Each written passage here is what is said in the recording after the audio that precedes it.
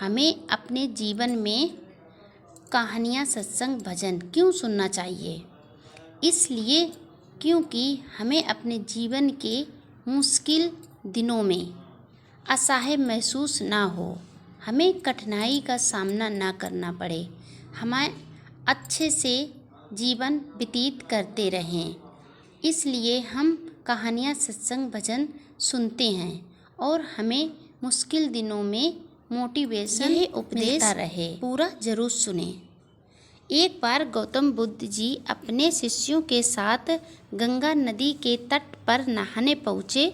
वहाँ एक ही परिवार के कुछ लोग अचानक आपस में बातें करते करते एक दूसरे पर क्रोधित हो उठे और ज़ोर ज़ोर से चिल्लाने लगे।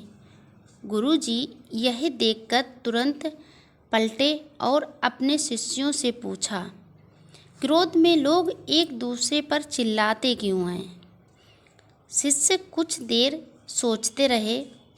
एक ने उत्तर दिया, क्योंकि हम क्रोध में शांति खो देते हैं, इसीलिए जोर से दूसरे पर चिल्लाने लगते हैं और क्रोध करने लगते हैं।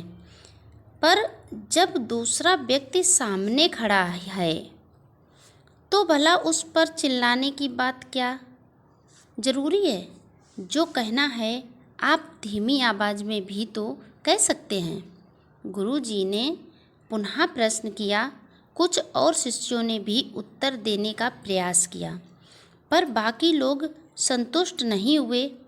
अर्थात गुरु ने समझाया, जब दो लोग आपस में नाराज़ होते हैं तो उनके दिल एक दूसरे से बहुत दूर हो जाते हैं और इस अवस्था में वे एक दूसरे को बिना चिल्लाए नहीं सुन सकते हैं। वे जितना अधिक क्रोधित होंगे उनके बीच की दूरी उतनी ही अधिक हो जाएगी और उन्हें उतनी ही तेज़ी से चिल्लाना पड़ेगा। क्या होता है जब दो लोग प्रेम में होते हैं? तब वे चिल्लाते नहीं बल्कि धीरे धीरे बातें करते हैं, क्योंकि उनके दिल करीब होते हैं। उनके बीच की दूरी नाम मात्र की रह जाती है और जब वे एक दूसरे को हद से भी अधिक चाहने लगते हैं तो क्या होता है? तब वह बोलते भी नहीं, वो सिर्फ एक दूसरे की तरफ देखते हैं और सामने वाले की बात समझ जाते हैं।